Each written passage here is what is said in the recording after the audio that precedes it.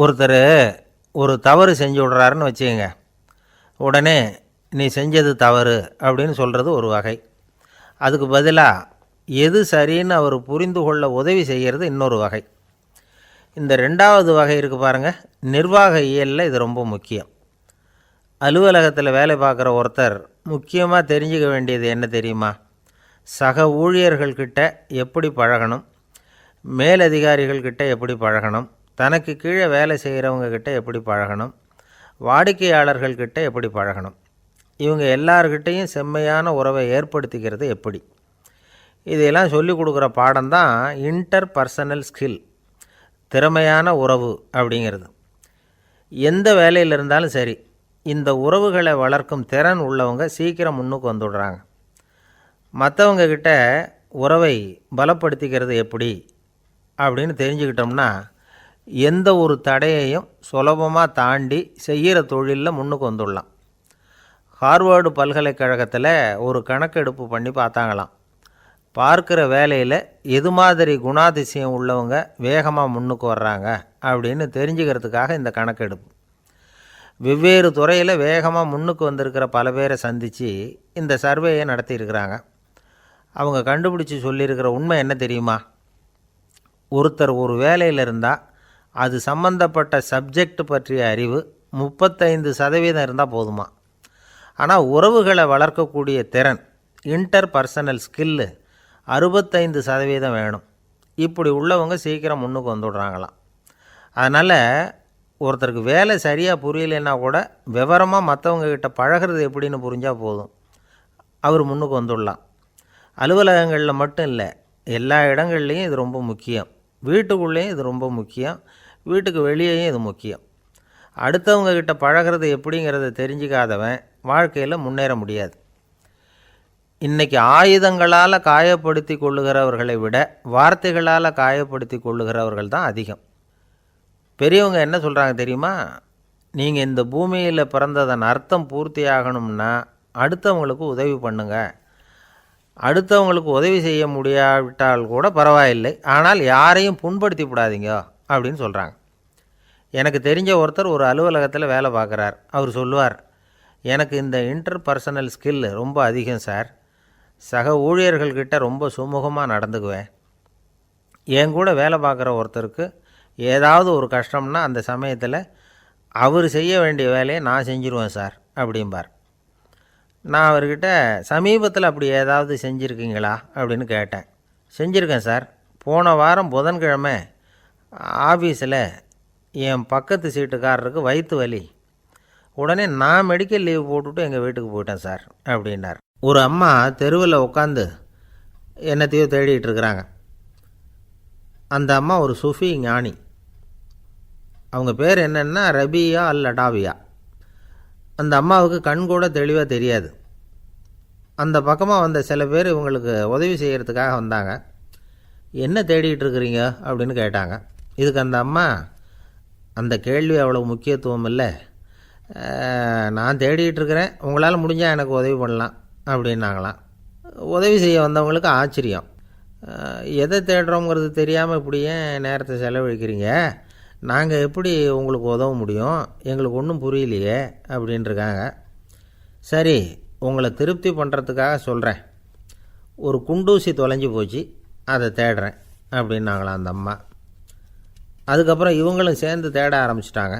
கொஞ்ச நேரம் ஆச்சு, ஒன்றும் கிடைக்கல. உதவி செய்ய வந்தவங்களும் அழுத்து போட்டாங்க.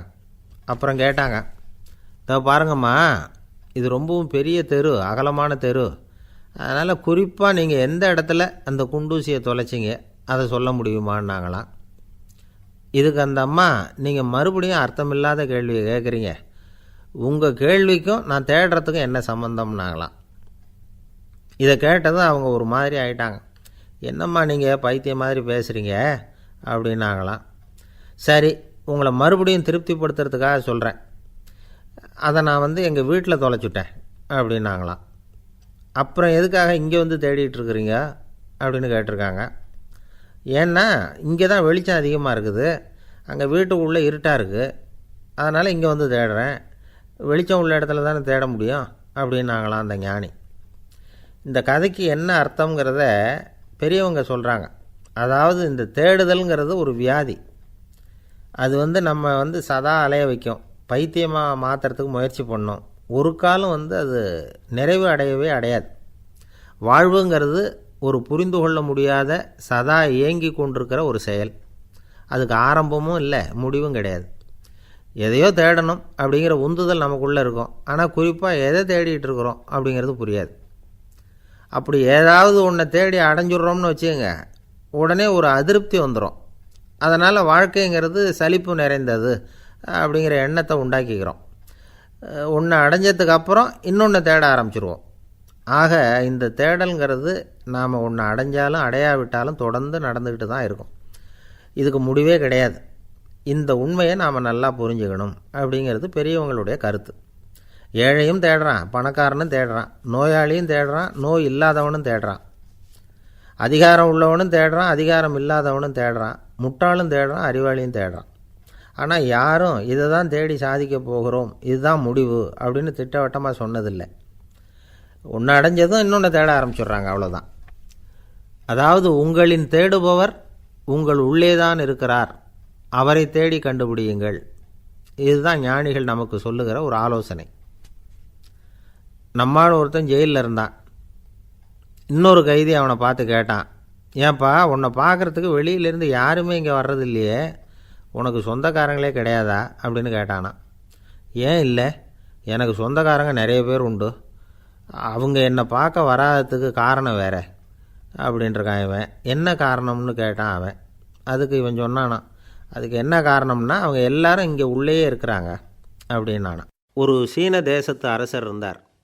அவருக்கு வயசாயிட்டுது. அவருக்கு அடுத்தபடியாக அவருடைய புள்ள பட்டத்துக்கு வரணும், ஆட்சி பொறுப்பை ஏற்றுக்கணும். ஒரு நல்ல தலைவனுக்கு இருக்க வேண்டிய பண்புகள்லாம் தன்னுடைய மகனுக்கு இருக்கணும்னு விரும்பினார் அந்த அரசர். அதனால் இளவரசனை பக்கத்தில் இருந்த ஒரு குரு கிட்ட அனுப்புனார். இளவரசன் அவர்கிட்ட போய் சேர்ந்தான். அந்த குரு என்ன பண்ணார் தெரியுமா, இவனை பார்த்து சொன்னார், இதை பாருப்பா, நீ என்ன பண்ணுற, இப்போவே பக்கத்தில் இருக்கிற காட்டுக்கு போ, நடுக்காட்டில் போய் ஒரு இடத்துல உட்காந்துக்கோ, அங்கே என்னென்ன சத்தம்லாம் உன் காதில் விழுதுன்னு கவனித்து கேளு, உன் காதில் விழுந்த ஓசைகள் என்னென்னங்கிறத என்கிட்ட வந்து சொல்லு, அதுதான் எனக்கு தெரியணும், உனக்கு வேலையும் அதுதான் அப்படின்னு சொல்லி அனுப்பி வச்சுட்டார். இளவரசன் காட்டுக்கு போனான். குரு சொன்னபடியே ஒரு இடத்துல உட்காந்து கவனித்து கேட்டான். அதுக்கப்புறம் குருக்கிட்ட திரும்பி வந்தான். என்னென்ன சத்தம்லாம் கேட்ட அப்படின்னு கேட்டார் குரு. குருவே, காட்டில் நான் பறவைகள் சத்தம்லாம் கேட்டேன், மிருகங்களின் ஓசையையும் கேட்டேன், இதை தவிர இடி மின்னல் மழை இதுகளோட சத்தத்தையும் கேட்டேன் அப்படின்னா. குரு யோசனை பண்ணார், நீ இன்னமும் சரியாக கேட்கல, அதனால் மறுபடியும் காட்டுக்கு போ, கொஞ்ச நாள் தங்கியிருந்து கேட்டுட்டு வா அப்படின்னார். இளவரசனுக்கு ஒன்றும் புரியல. இருந்தாலும் குருவின் கட்டளையாச்சே, மறுக்க முடியுமா? உடனே அவன் மறுபடியும் காட்டுக்கு போனான். ஒரு இடத்துல உட்காந்தான். கொஞ்ச நேரம் உன்னிப்பாக கவனித்து கேட்டான். சில நாள் கழித்து குருக்கிட்ட திரும்பி வந்தான். குருவே, இந்த தடவை சில துல்லியமான சத்தங்களை எல்லாம் கேட்டான். தேனீ பறக்கிற சத்தம், நீரோடையின் மெல்லிய ஓசை, இதெல்லாம் கேட்டேன்னா. குரு சிரித்தார். நீ மறுபடியும் காட்டுக்கு போ, இன்னும் சில நாள் அங்கே இரு, முழுமையாக கவனமாக கேட்டுக்கிட்டு வா அப்படின்னு சொல்லி அனுப்பி வச்சுட்டார். இளவரசனுக்கு குழப்பம் அதிகமாயிட்டுது. ஒன்றுமே புரியல. மறுபடியும் காட்டுக்கு போனான். மௌனமாக ஒரு இடத்துல உட்காந்துட்டான். அப்படியே தியானத்தில் ஆழ்ந்துட்டான். சில நாளில் அவனுக்கு இதுவரை கேட்காத ஓசைகள்லாம் கேட்க ஆரம்பிச்சிட்டுது. இதைத்தான் நான் கேட்கணும்னு என்னுடைய குரு எதிர்பார்த்துருக்கிறாருங்கிறத புரிஞ்சுக்கிட்டான். உடனே குருக்கிட்ட ஓடனான். குருவே, இந்த தடவை காதுகளுக்கு கேட்க முடியாத சில ஓசைகளை கூட என்னால் உணர முடிஞ்சுது. பூ மலருகிற ஓசை, சூரியனால் பூமி சூடாகிறப்போ எழுகிற ஓசை, காலை பனித்துளி இந்த புல்லுலாம் குடிக்கிற ஓசை, இது எல்லாம் என்னால் நல்லா கேட்க முடிஞ்சுது அப்படின்னா. குருவுக்கு இப்போ தான் திருப்தி ஏற்பட்டு தான். இளவரசனை பார்த்து சொன்னார், இதை பாருப்பா, இப்போ தான் நாட்டை ஆளுகிற தகுதி உனக்கு வந்திருக்குது அப்படின்னு சொல்லி அதுக்கு விளக்கமும் கொடுத்தாராம். எந்த அரசன் தன்னுடைய மக்களின் எதையும் பேசுகிற மௌன மொழியை, மௌன வார்த்தைகளை கேட்குறானோ அவன்தான் ஆள தகுதி உள்ளவன். எந்த அரசன் தன்னுடைய மக்களின் உணர்ச்சிகளை உண்மையாக உணர்றானோ அவன்தான் முதன்மையான அரசன். போலி வார்த்தைகளை மட்டும் கேட்டுட்டு பல மௌன ராகங்களை காதில் வாங்கிக்காதவன் அரசனே இல்லை. எந்த நாட்டில் எப்போ ஒரு அரசன் தன்னுடைய மக்களின் உணர்ச்சிகளை கேட்க மறுக்கிறானோ அன்னையிலேருந்தே அந்த நாடு அழிய தொடங்குது அப்படின்னு அர்த்தம். இதுதான் அந்த குரு இளவரசனுக்கு போதித்தது. வாயால் பேசுகிறத மட்டும் கேட்டு ஏமாறக்கூடாது, உணர்ச்சிகளையும் கேட்குறதுல தான் மனப்பக்குவம் உண்டாகும். மக்கள் உணர்ச்சிகளை புரிந்து கொள்ளாத அரசர்கள் நீடிச்சிருக்க முடியாது. அது மாதிரி நாடுகளில் அடிக்கடி குழப்பம் தான் உண்டாகும். அப்படி இருந்தால் அடிக்கடி ஆட்சி மாறிக்கிட்டு இருக்கும். அப்படிப்பட்ட ஒரு தேசம். அங்கே ஒரு சிறைச்சாலையில் 3 கைதிகள் பேசிக்கிட்டு இருந்தாங்க. ஒருத்தன் சொன்னான், நான் இந்த நாட்டு ராஜாவை எதிர்த்து பேசிக்கிட்டு இருந்தேன், அதனால் என்னை பிடிச்சி கொண்டாந்து இங்கே போட்டுவிட்டாங்க அப்படின்னா ஒருத்தன். இன்னொருத்தன் சொன்னான், நான் இந்த நாட்டு ராஜாவை ஆதரித்து பேசிக்கிட்டு இருந்தேன், அதனால் என்னை பிடிச்சி கொண்டாந்து இங்கே தள்ளிவிட்டாங்க அப்படின்னா. அது சரி, நீ என்ன தப்பு பண்ண அப்படின்னு சொல்லி 3வது ஆளை பார்த்து இவங்க கேட்டாங்க. அதுக்கு அந்த ஆள் சொல்கிறான், நான் தான் இந்த நாட்டு ராஜா அப்படின்னானா. ஒரு ஆசாமி வேகமாக ஓடிக்கிட்டு இருந்தான். ஏன் இப்படி ஓடுறேன்னு கேட்டார் இன்னொருத்தர். அங்கே ஒரு ஆள் அடிபட்டு கிடக்கிறான், அதை பார்த்தேன், உடனே ஓடுறேன்னா. எங்கேன்னு கேட்டார். ஆஸ்பத்திரிக்குன்னா. ஒரு ஆள் அடிபட்டு கிடக்கிறத பார்த்தா உடனடியாக நாம் செய்ய வேண்டியது முதல் உதவி, அதுக்கப்புறம் தான் ஆஸ்பத்திரி. இன்றைக்கி விபத்துங்கிறது சர்வசாதாரணமாக நடந்துக்கிட்டு இருக்குது. வாகன விபத்து, வெடிகுண்டு விபத்து, தீ விபத்து, கட்டடம் சரியறது, பூகம்பம், இப்படி நிறைய நடக்குது. ஒரு விபத்தை பார்த்துட்டா நம்மளில் பல பேர் நமக்கு என்னத்துக்கு வம்புன்னு ஒதுங்கி போயிடுறதும் உண்டு. சில பேர் துணிஞ்சு கிட்ட போய் உதவி செய்கிறதும் உண்டு. அப்படி உதவி செய்ய நினைக்கிறவங்களுக்கு உபயோகப்படுற தகவல் இது. விபத்தில் காயமடைஞ்சவங்களை 3 பிரிவாக பிரிக்கலாமா. முதல் வகை கொஞ்சம் சீரியஸானது, உயிருக்கு உடனே ஆபத்து தரக்கூடியது. மூளை காயம், முகம், கழுத்து காயங்கள், இருதயம், நுரையீரல் காயங்கள், வயத்தில் உள்ளுறுப்பு காயங்கள், அதிகப்படியான இரத்தப்போக்கு, இதனால எல்லாம் பாதிக்கப்பட்டிருந்தால் அது முதல் வகை அப்படின்னு நாமளே மனசுக்குள்ளே முடிவு பண்ணிக்கணும். இவங்களுக்கெல்லாம் உடனடியாக முதல் உதவி கொடுக்கணும். தாமதப்படுத்தாமல் ஆஸ்பத்திரிக்கு கொண்டுகிட்டு போயிடணும். இப்படி கொஞ்சம் எச்சரிக்கையாக நடந்துக்கிட்டால் அவங்களில் பல பேரை காப்பாற்றி போடலாம். 2வது வகை எப்படின்னா, முதல் உதவி விரைவாக கிடைச்சா உயிர் பிழைக்கக்கூடிய மார்பு காயங்கள், கைகால் எலும்பு முறிவு, இடுப்பு முதுகெலும்பு காயம், சீரான இரத்த சேதம், இப்படிப்பட்டவங்களை 2வது வகையாக பிரிக்கணும். ஆபத்து இல்லாத சிராய்ப்புகள், சிறு காயங்கள், இரத்த உறைவுகள், இதனால் பாதிக்கப்படுறவங்க 3வது வகை. ஒருத்தர் தலையில் அடிபட்டு நினைவு இழந்துட்டார்னு வச்சுங்க, அவருக்கு வாந்தி வர்றதுனால புறையேறி மூச்சு அடைப்பு உண்டாகும். இப்படி ஆகாமல் இருக்கிறதுக்காக தலையை ஒரு பக்கமாக சாய்ச்சி வைக்கலாம். நாடி துடிப்பையும் இதய துடிப்பையும் தொட்டு பார்க்கணும். அது குறைஞ்சிருந்தாலும் சரி, நின்று இருந்தாலும் சரி, அவர் மார்பை நிமிஷத்துக்கு 80 தடவை உள்ளங்கையால் அழுத்தி இதய துடிப்பை மீட்கிறதுக்கு உதவி பண்ணணும். கழுத்தில் காயம்பட்டாலும் ஆபத்து அதிகம். கழுத்துக்கு அடியில் ஒரு துண்டை மடித்து வைக்கலாம். 2 பக்கமும் சின்ன தலையணை அல்லது துணி மடிப்புகளை வச்சு கழுத்தை அதிகமாக அசையாமல் பார்த்துக்கலாம். முதுகெலும்பு முறிஞ்சிருக்குமோ அப்படிங்கிற சந்தேகம் இருந்ததுன்னா அவரை அதிகமாக அசைய விடக்கூடாது. அதிகமாக அசைஞ்சால் தண்டு இடத்துல பாதிப்பு ஏற்பட்டு கைகால் விளங்காமல் போயிடும். அவரை ஒரு கனமான போர்வை இல்லைன்னா பாயில் படுக்க வச்சு 4 பேர் மெதுவாக தூக்கி மருத்துவ உதவிக்கு அனுப்பி வைக்கலாம். கையெலும்பு முறிஞ்சிருந்தால் முறிஞ்ச பாகத்தை உடம்போடு சேர்த்து அசையாமல் கட்டி போடலாம். கால் எலும்பு முறிஞ்சிருந்தால் மற்ற காலோடு சேர்த்து கட்டி போடலாம். முறிஞ்ச பாகம் தொங்காமல் பார்த்துக்கணும், அப்போ தான் வீக்கம் உண்டாகாமல் இருக்கும். வெட்டு காயம், குண்டடிப்பட்ட காயம், இதிலெல்லாம் ரத்தப்போக்கு அதிகமாக இருக்கும். ரத்தம் வெளியேற ஆபத்து அதிகம். சுத்தமான துணியை பல மடிப்புகளை மடித்து காயத்தின் மேலே வச்சு அழுத்தமாக ஒரு 10 நிமிஷம் பிடிச்சிக்கணும். ரத்தம் நின்ன உடனே காயத்துக்கு கட்டு போடலாம். சில சமயம் காயம்பட்ட பாகத்தை உயரமாக தூக்கி பிடிச்சிக்கிட்டா தான் ரத்த கசிவு நிற்கும். இந்த விவரங்களையெல்லாம் கொஞ்சம் மனசில் வாங்கி வச்சுக்கிட்டோம்னா சமயத்தில் உதவும். ஏன்னா இந்த காலத்தில் விபத்து எந்த ரூபத்தில் எப்போ வரும்னு யூகிக்கவே முடியல. நண்பர் ஒருத்தர் சொன்னார், நேற்றுக்கு பாருங்கள் சார், என் கண்ணு முன்னாடியே ஒரு சின்ன விபத்து நடந்ததுன்னார். என்னென்னு விசாரித்தோம். ஒரு பஸ்ஸில் வந்துக்கிட்டு இருந்தேன். அந்த பஸ்ஸில் பின்பக்கம் படி ஓரமாக நின்றுக்கிட்டு இருந்த ஒருத்தர் ரோட்டில் விழுந்துட்டார். டிரைவர் அதை கவனிக்கலை, நிறுத்தாமல் அவர் பாட்டுக்கு போகிறாருன்னார். கண்டக்டர் உடனே விசில் கொடுத்து பஸ்ஸை நிறுத்த வேண்டியது தானே அப்படின்னோம். அதுதான் சார் முடியாமல் போச்சுன்னார் அவர். ஏன்னு கேட்டாங்க. தவறி கீழே விழுந்ததே அந்த கண்டக்டர் தான் சார் அப்படிங்கிறார். ஒரு நண்பர், அவர்கிட்ட பேசிக்கிட்டு இருந்தேன். மனித உறவுகள் பற்றி அவர் சொல்லிகிட்டு இருந்தார். அமெரிக்காவில் தந்தை மகன் உறவு எப்படி இருக்குது அப்படிங்கிறத விளக்கிறதுக்கு அவர் ஒரு கதையை சொன்னார். ஒரு அப்பா பகல் பூராவும் அலுவலகத்தில் வேலை, ஓடி ஆடி உழைச்சிக்கிட்டு களைச்சி போய் ராத்திரி 10 மணிக்கு மேலே வீடு திரும்பினான். வீட்டு வாசலில் அவரோட மகன் காத்துக்கிட்டு இருக்கிறான். இன்னமும் தூங்கலை. அப்பாவை வாசல்லையே தடுத்து நிறுத்தி, அப்பா உனக்கு சம்பளம் எவ்வளவு அப்படின்னு கேட்குறான். ஏற்கனவே ஆஃபீஸ் பிரச்சனைகளால் அழுத்து போய் திரும்புகிற அப்பாவுக்கு கோவம் வந்துடுது.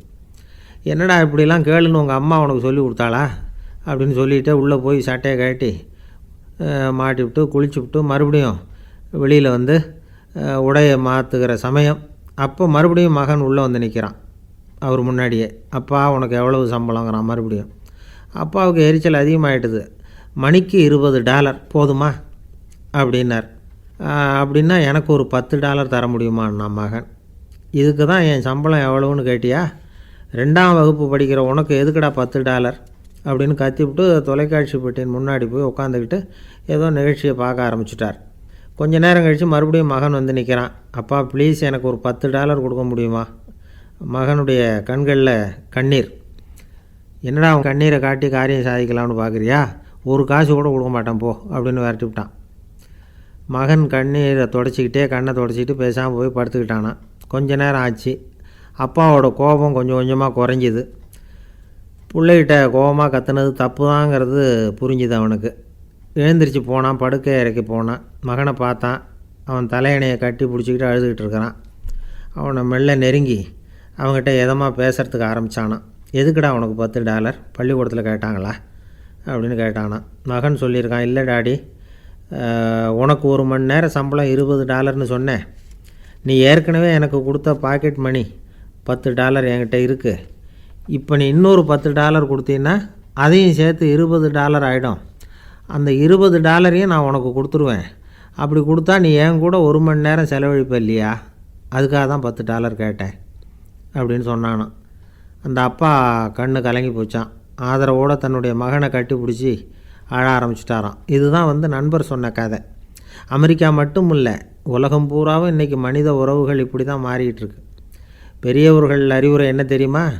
உங்கள் குழந்தைகளிடமிருந்து குழந்தை பருவத்தை பிரித்து விடாதீர்கள் அப்படிங்கிறது தான்.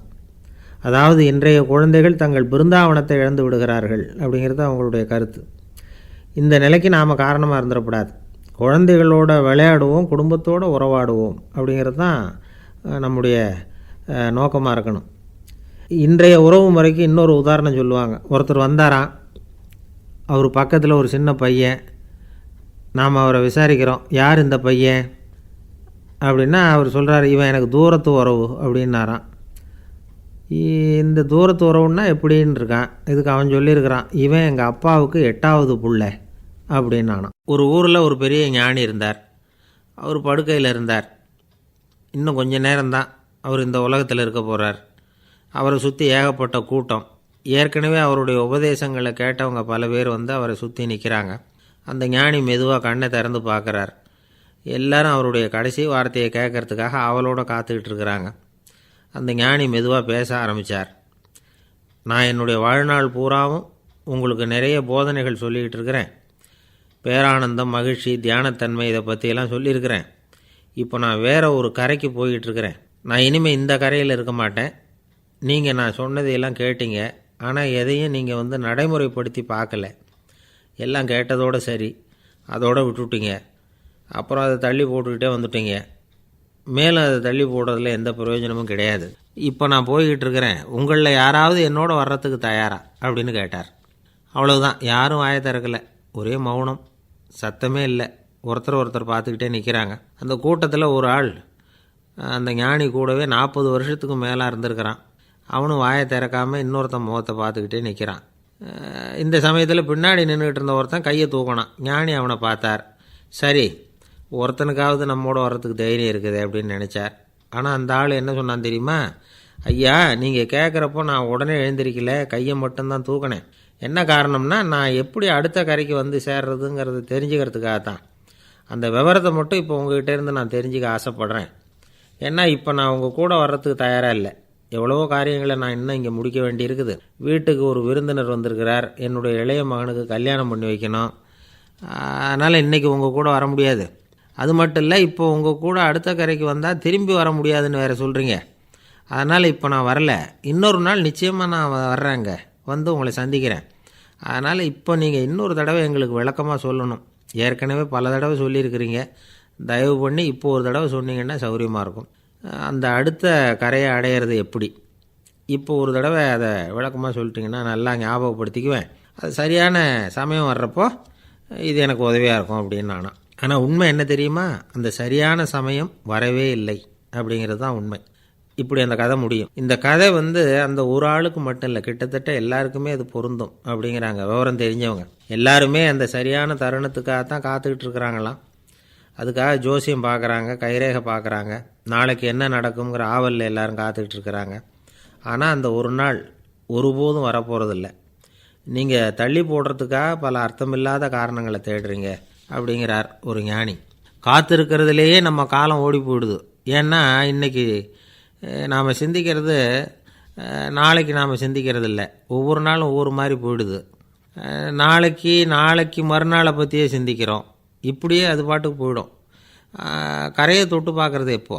இதுதான் கேள்வி. நமக்கு வேண்டியப்பட்ட ஒருத்தர் ஒரு ரயில்வே பிளாட்ஃபாரத்தில் நின்றுட்டு இருக்கிறார். அங்கே இருக்கிறவங்ககிட்ட கேட்குறாராம், விசாரிக்கிறார், ஏங்க கிழக்க போகிற ரயில் போயிட்டுதுங்களான்னாராம். போயிட்டுதுன்னு இருக்கிறாங்க. கொஞ்ச நேரம் கழித்து ஏங்க மேற்க போகிற ரயில் போயிட்டுதுங்களான்னு கேட்டிருக்காரு. போயிட்டுதுங்களான்ட்ருக்காங்க. அப்புறம் கொஞ்சம் நேரம் கழித்து மறுபடியும் ஏங்க 10:30 மணி வண்டி போயிட்டுதான்னு கேட்டிருக்கார். தொடர்ந்து காலையிலேருந்து சாயந்தரம் வரைக்கும் இப்படி ஒரே இடத்துல நின்றுக்கிட்டு கேட்டுக்கிட்டே இருக்கிறார். இதை பார்த்துக்கிட்டு இருந்த ஒருத்தர் அவர்கிட்ட வந்து, ஏங்க நீங்கள் எங்கே போகணும் அப்படின்னு கேட்டாராம். இவர் மெதுவாக சொன்னாராம், இந்த ரயில்வே லைனை தாண்டி அந்த பக்கம் போகணும் அப்படின்னாராம். நம்பிக்கை இல்லைன்னா இந்த உலகத்தில் நாம் நடமாடவே முடியாது. அவநம்பிக்கையோடு இருந்துக்கிட்டு இருந்தால் என்றைக்கும் அவஸ்தை தான். நாம் நம்புறது நடக்குதோ இல்லையோ அது வேறு விஷயம். ஆனால் எதையும் நம்பி தான் நாம் அடி வைக்க வேண்டியிருக்கு. வேறு ஒன்றும் வேணாம், ஒரு லாட்ரி சீட்டு வாங்குகிறோம், அது எங்கே நமக்கு விழப்போகுது அப்படிங்கிற அவநம்பிக்கையோடவா வாங்குகிறோம்? பரிசு நமக்கு தான் அப்படிங்கிற நம்பிக்கை உள்ளூர இருக்கிறதுனால தான் அதை வாங்குகிறோம். இருந்தாலும் முடிவு வேறு மாதிரி ஆகிடுது. அதுக்காக மனசு சோர்ந்து போகிறதில்ல.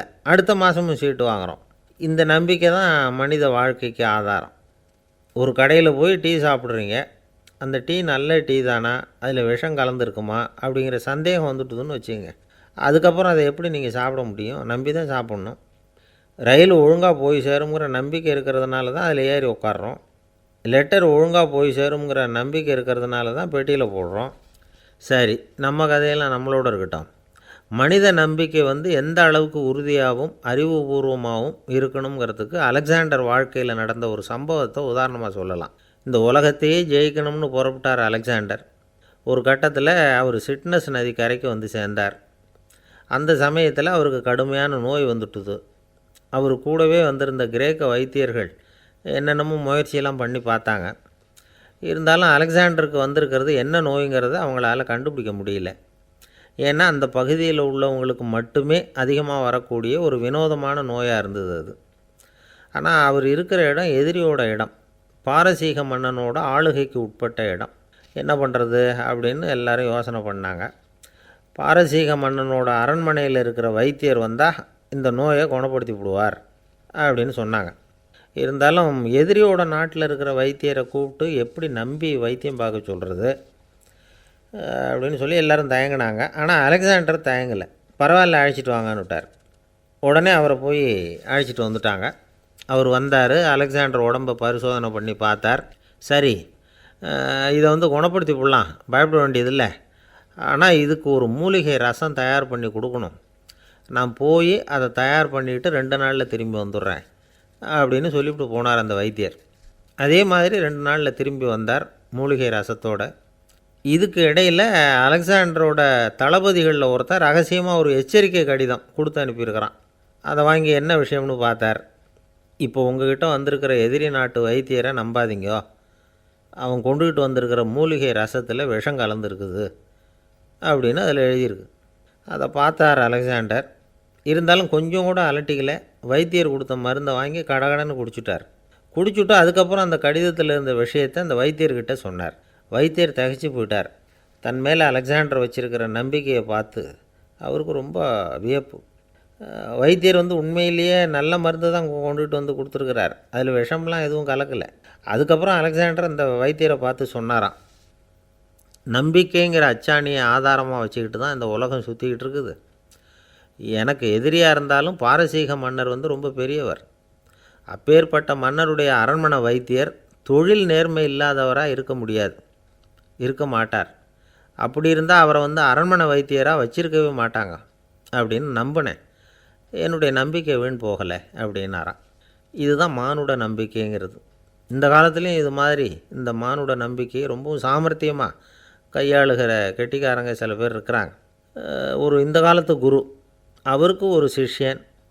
குரு முன்னாடி அந்த சிஷ்யன் ரொம்ப பணிவாக நின்று குருவே, உங்கள் கையால் விஷத்தை கொடுத்தாலும் அதை வாங்கி மடமடன்னு குடிச்சிருவேன் அப்படின்னா. உன்னுடைய குரு பக்தியை மெச்சினேன் அப்படின்னார் குரு. அதுக்கு அந்த சிஷ்யன், அப்படி இல்லை குருவே, உங்ககிட்ட சிஷ்யனாக இருக்கிறத விட உங்கள் கையால் விஷத்தை வாங்கி குடிச்சு விட்றது ரொம்ப நல்லது, அதனால தான் அப்படி சொன்னேன் அப்படின்னா. ஒரு தீக்குச்சி தீப்பெட்டியை பார்த்து கேட்டு தான், நாம் 2 பேரும் தானே உரசிக்கிறோம், ஆனால் நான் மட்டும் தீப்பிடிச்சி எரிஞ்சு போகிறேன், நீ அப்படியே இருக்கிறியே அப்படின்னு தான். அதுக்கு தீப்பெட்டி சொல்லியிருக்குது, உனக்கு தலையில் கணம் இருக்குது அதனால் அழிஞ்சு போகிற அப்படின்னு தான். எப்படி இருக்கு பாருங்கள் இந்த பதில். தலையில் கணம் உள்ளவங்க யாருமே சரியாக இருக்க முடியாது. எவ்வளவு பெரியவங்களாக இருந்தாலும் சரி, ரொம்ப கஷ்டம்தான் அது. கர்வங்கிறது கூடவே கூடாது. இதை விளக்கிறதுக்கு மகான் ஒருத்தர் ஒரு சம்பவத்தை சொல்கிறார். அர்ஜுனன் தீர்த்த யாத்திரை பண்ணானா. அப்போது தென்னிந்தியாவுக்கு வந்திருக்கிறான். ராமேஸ்வரத்துக்கு போனப்போ அங்கே இலங்கைக்கு கல்லுலாம் அடுக்கி போடப்பட்டிருந்த பாலத்தை பார்த்தானா. ஒரு சின்ன குரங்கு அதுக்கு பக்கத்தில் விளையாடிக்கிட்டு இருந்திருக்கு. அதை பார்த்துட்டு அர்ஜுனன் சிரிச்சிருக்கான். ஏன் சிரிக்கிறேன்னு கேட்டிருக்கு அந்த குரங்கு. ராமன் மிகச்சிறந்த வில் வீரன், அப்படி இருக்கிறப்போ அவன் இலங்கைக்கு அம்புகளாலேயே ஒரு பாலம் கட்டியிருக்கலாம். அதை விட்டுட்டு போயும் உன்ன மாதிரி குரங்குகளை துணையாக வச்சுக்கிட்டு இப்படி ஒரு கருங்கல் பாலத்தை கட்டியிருக்கிறானே அப்படின்னு நானா. அம்புகளால் பாலம் கட்ட முடியுமா அப்படின்னு கேட்டு தான் குரங்கு. ஏன் முடியாது, என்னால் முடியுமேன்றிருக்கான் அர்ஜுனன். அம்பால் பாலம் கட்டலாம், இருந்தாலும் என்ன மாதிரி குரங்குகள் ஏறி நடந்தால் அது தாங்குமா? அதனால தான் ராமர் கருங்கல் பாலமே கட்டினார் அப்படின்றது குரங்கு சொல்லிச்சான். அப்படியே சொல்கிற, நான் வேணும்னா இப்போ அம்புகளாலேயே ஒரு பாலத்தை கட்டுறேன், நீ அது மேலே ஏறி நடந்து பார். பாலம் விழுந்துட்டுதுன்னா நான் தீ மூட்டி அதில் குதித்து உயிர் தியாகம் பண்ணிவிடுறேன் அப்படின்னு நான் ரொம்ப கோபமாக. உடனே அந்த சின்ன குரங்கு பெரிய உருவம் எடுத்துட்டு தான் கையில் கதையோடு அர்ஜுனன் முன்னாடி நிற்கிறான் அனுமன். பார்த்தா, என்னுடைய தலைவர் ராமரையா இழிவாக பேசுகிற, நீ இப்போ பாலம் கட்டு, நான் என்னுடைய பலத்தை காட்டுறேன் அப்படின்னா அனுமன். அர்ஜுனன் தன்னுடைய காண்டிபத்தை எடுக்கிறான், சரமாரியாக அம்புகளை விடுறான். அதெல்லாம் ஒன்றோட ஒன்று கோத்துக்கிட்டு அப்படியே பாலம் மாதிரி நிற்கிது. அர்ஜுனன் தலை நிமிர்ந்து நின்னான். அனுமன் உயர கிளம்பி அங்கேருந்து பாலத்தில் பொத்துன்னு இறங்கினான். பாலம் அப்படியே நொறுங்கி போச்சு தூள் தூளாக. என்ன அர்ஜுனா, இப்போ என்ன செய்ய போகிற அப்படின்னா ஏளனமா. அர்ஜுனன் தலையை தொங்க போட்டுக்கிட்டான். சொன்னபடி தீ மூட்டி அதில் குதிக்கிறதுக்காக 3 தடவை சுற்றி வந்தான். அப்போது கிருஷ்ணர் அங்கே வந்தார். என்ன அர்ஜுனா, என்ன நடக்குது, என்ன இது அப்படின்னு ஒன்றும் தெரியாத மாதிரி கேட்டார். அர்ஜுனன் வாயை திறக்கிறதுக்கு முன்னாடி அனுமன் வாயை திறந்தான், நடந்ததை சொன்னான். அர்ஜுனன் சவால் விட்டபடி உயிர் திறந்தே ஆகணும்னா அனுமன். கிருஷ்ணர் யோசனை பண்ணார். நல்லது, இந்த சவால் விட்டதுக்கும் நடந்ததுக்கும் யார் சாட்சி? பெரியவர் ஒருத்தரை சாட்சியாக வச்சுக்கிட்டல்லவா நீங்கள் இந்த போட்டியை நடத்தியிருக்கணும் அப்படின்னார். அதனால் என்ன, இப்போ மறுபடியும் அந்த போட்டியை நடத்திவிட்டா போச்சு, என்னால் அந்த அம்பு பாலத்தை நொறுக்க முடியாதா அப்படின்னு அனுமன். சரி, இப்போ மறுபடியும் அது நடக்கட்டும்னார் கிருஷ்ணர். அர்ஜுனன் அம்பு பாலம் அமைச்சான். அனுமன் ஏறி குதிச்சான். பாலம் அசைஞ்சு கொடுக்கவே இல்லை, அவ்வளோ உறுதியாக இருக்குது. இப்போ அனுமன் தலையை குனிஞ்சிக்கிட்டான். அர்ஜுனன் நன்றியோடு நிமிர்ந்து பார்த்தான். கிருஷ்ணருடைய தோள்கள்லேயும் முதுகள்லேயும் ரத்தம். என்ன சுவாமி, என்ன நடந்ததுன்னு நான் பதறி போய், உன் அம்பு பாலத்தை நான் தான் முட்டு கொடுத்து தாங்கிக்கிட்டு இருந்தேன். அனுமன் குதித்தப்போ என் மேலே ஏற்பட்ட காயங்கள் இவை. பின்ன உன்னுடைய அம்பு பலத்தினாலேயா பாலம் நின்றுதுன்னு நினைக்கிற அப்படின்னாராம். முதல்ல அர்ஜுனன் அப்புறம் அனுமன் 2 பேருக்குமே கர்வ பங்கம் ஆகிட்டு தான். அதாவது அவங்கக்கிட்ட இருந்த கர்வம் போயிட்டுது. யாராக இருந்தாலும் கர்வம் கூடாதுங்கிறத இதிலேருந்து நாம் புரிஞ்சுக்கணும். இந்த காலத்தில் நாமெல்லாம் எந்த விஷயத்துக்கெல்லாம் கர்வப்பட்டுக்கிட்டு இருக்கோம் தெரியுமா? 2 பெண்கள் தங்களுடைய கணவன்மார்களை பற்றி ரொம்ப பெருமையாக பேசிக்கிட்டாங்களாம். அதில் ஒரு அம்மா சொல்லியிருக்கு, என் வீட்டுக்காரர்கிட்ட எந்த சப்ஜெக்ட் கொடுத்தாலும் சரி அந்த விஷயத்தை பற்றி அழகாக 1 மணி நேரம் பேசுவார் அப்படின்னாங்களாம். உடனே இன்னொரு அம்மா, அது என்ன பிரமாதம், என் வீட்டுக்காரருக்கு சப்ஜெக்டே தேவையில்லை, விஷயமே இல்லாமல் நாள் பூரா பேசிக்கிட்டு இருப்பார் அப்படின்னாங்களாம். ஒரு காடு, நல்ல மரம்லாம் செழிச்சு இருந்தது. அப்படிப்பட்ட காட்டில் ஒரு சாது இருந்தார். அவர் எப்படின்னா எப்போவும் ஒரு மரத்தடியில் உட்காந்துருப்பார். ஏன்னா அவருடைய இருப்பிடமே அதுதான். அவர் என்ன பண்ணுவார், 3 கல் வச்சுருந்தார். செங்கல் மாதிரி இருக்கும், ஆனால் அதை விட கொஞ்சம் பெருசாக இருக்கும். எதுக்கு அந்த 3 கல்லுன்னா அதுதான் அவருடைய படுக்கை. அதாவது தூங்குறப்ப ஒரு கல்லை தலைக்கு கீழே வச்சுக்குவார், இன்னொரு கல்லை இடுப்புக்கு கீழே வச்சுக்குவார், இன்னொரு கல்லை காலுக்கு கீழே வச்சுக்குவார். உடம்பை அப்படியே ஒரு தகட்டால் மூடிக்குவார், அப்படியே தூங்கி போடுவார். மழை பெய்யுதுன்னு வச்சுங்க, அவர் உடம்பு 3 கல் மேலே இருக்குதா, அதனால் தண்ணி வந்து அடியில் ஓடி போடும், உடம்பு நனையாது. மேலே தகடு இருக்கிறதுனால மழையும் உடம்புல படாது. அவர் தூக்கமும் கெடாது, நிம்மதியாக தூங்குவார். பகலில் அந்த 3 கல்லையும் ஒரு சேர ஒரு அடுப்பு மாதிரி வச்சு அது மேலே உட்காந்துக்குவார். அதனால் பாம்பு பூச்சி எதுவும் அவரை வந்து தொந்தரவு பண்ணுறதில்ல. அது பாட்டுக்கு நடந்து போயிடும். அவர் பாட்டுக்கு நிம்மதியாக இருப்பார். யாராவது எதையாவது கொண்டுகிட்டு வந்து கொடுத்தா அதை வாங்கி சாப்பிடுவார், அவ்வளவுதான். ஒரு நாள் அந்த நாட்டு அரசன் காட்டுக்கு வேட்டையாட வந்தான். அந்த வழியாக வந்தப்போ இந்த சாது படுத்துருக்கிறத பார்த்தான், பரிதாபப்பட்டான். ஐயோ பாவம், இவர் இப்படி இந்த கல் மேலே உடம்பை வச்சுக்கிட்டு தூங்குறாரே, என்ன பாடுபடுவார். இவரை நாம் வந்து அரண்மனைக்கு அழைச்சிட்டு போய் சுகமாக நிம்மதியாக இருக்கிறதுக்கு வழி செஞ்சு கொடுப்போம், அது ரொம்ப நல்லாயிருக்கும் அப்படின்னு நினச்சான். அப்படி நினச்சிக்கிட்டே அரண்மனைக்கு வந்துட்டான். அதுக்கப்புறம் ஒரு பல்லக்கையும் 2 சேவகர்களையும் காட்டுக்கு அனுப்பி அந்த சாதுவை மெதுவாக இங்கே அழைச்சிட்டு வந்துடுங்க அப்படின்னு சொல்லி அனுப்பி வச்சான். இவங்க போய் அவர்கிட்ட விவரத்தை சொன்னாங்க. எனக்கு என்னத்துக்கு அரண்மனை வாசம் அப்படின்னார். இருந்தாலும் மன்னர் உத்தரவு, நீங்கள் அவசியம் வரணும் அப்படின்னாங்க இவங்க. சரின்னு சொல்லிவிட்டு வேறு வழி இல்லாமல் புறப்பட்டார். புறப்படும் பொழுது என்ன பண்ணார்னா, மறக்காமல் அந்த 3 கல் ஒரு தகடு அதையும் எடுத்து பல்லக்கில் வச்சுக்கிட்டார். என்னத்துக்கு இதையெல்லாம் எடுத்து வைக்கிறாரு அப்படின்னு சொல்லி அவங்க யோசனை பண்ணாங்க. இருந்தாலும் அதை பற்றி ஒன்றும் கேட்கல. பேசாமல் அவரை அழைச்சிட்டு போய் அரண்மனையில் விட்டுட்டாங்க. அரசன் ஓடி வந்தான், வரவேற்றான், அறுசுவை உணவு படைத்தான். அவர் படுக்கிறதுக்கு தங்க கட்டில், பட்டு மெத்தை, இப்படி எல்லாம் ஏற்பாடு பண்ணி வச்சான். இங்கே படுத்து ஓய்வு எடுத்துங்க அப்படின்னு சொல்லிவிட்டு அவன் பாட்டு போயிட்டான். மறுநாள் காலையில் வந்து பார்க்குறான், சாது படுத்துருக்கிறார். எப்படி தெரியுமா, அந்த பட்டு மெத்தை மேலே 3 கல்லையும் வச்சு வழக்கம் போலவே அது மேலே படுத்துருக்கிறார். அதுக்கு மேலே தகடு. அரசன் பார்த்துட்டு அதிர்ச்சி ஆகிட்டான். என்ன சுவாமி இப்படி அப்படின்னா, சாது சொன்னார், எனக்கு வந்து தேவையும் இல்லை குறையும் இல்லை, எல்லா இடத்துலையும் எனக்கு ஒரே மகிழ்ச்சி தான் அப்படின்னார். மகிழ்ச்சிங்கிறது தங்க கட்டிலேயோ பட்டு மெத்தையிலேயோ இல்லை, அது வந்து மனசில் இருக்கிற ஒரு விஷயம். உண்மையான மகிழ்ச்சிக்கு வழி வந்து மனப்பக்குவம் அப்படிங்கிறது அந்த அரசனுக்கு புரிஞ்சுதான். இந்த காலத்தில் ஒரு சாமியார், அவரை தேடி ஒரு சீடன் வந்தான். என்னாச்சு தெரியுமா, சுவாமி எனக்கு நிம்மதி வேணும், அதுக்கு என்ன வழின்னு கேட்டான். சாமியார் நிமிர்ந்து பார்த்தார். அப்புறம் சொன்னார், நீ ஏகப்பட்ட பேர்கிட்ட கடன் வாங்கியிருக்கிற, அதையெல்லாம் திருப்பி கொடுத்தா தான் உனக்கு நிம்மதி கிடைக்கும்னார். இவனுக்கு ஆச்சரியம். அது எப்படி சாமி, அவ்வளவு கரெக்டாக நான் கடன் வாங்கினதை கண்டுபிடிச்சிங்க அப்படின்னா, உனக்கு கடன் கொடுத்து சாமியாராக போனதே நான் தான்ப்பா, அதனால தான் இந்த கதிக்கு வந்தேன். என்கிட்டயே வந்து நிம்மதிக்கு வழி கேட்குறியே, அதுதான்டா வேதனை அப்படின்னாராம் அவர். ஒரு குரு, இளம் சீடர்கள் எதிரில் உட்காந்துருக்கிறாங்க.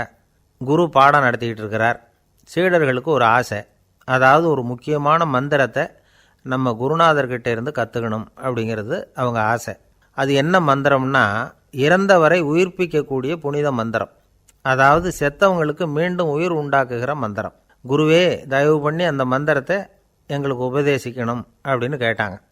அது ரொம்ப ஆபத்தானது, அது என்னத்துக்கு உங்களுக்கு வேண்டாமேன்னாராம் குரு. எங்களுடைய நம்பிக்கை வந்து உறுதிப்படுறதுக்காகத்தான் கேட்குறோம், வேற ஒன்றும் இல்லை அப்படின்னாங்களாம் சீடர்கள். பக்குவப்படாத அறிவுங்கிறது ரொம்ப ஆபத்தானது அப்படின்னாராம் குரு. இது சீடர்களுக்கு புரியல.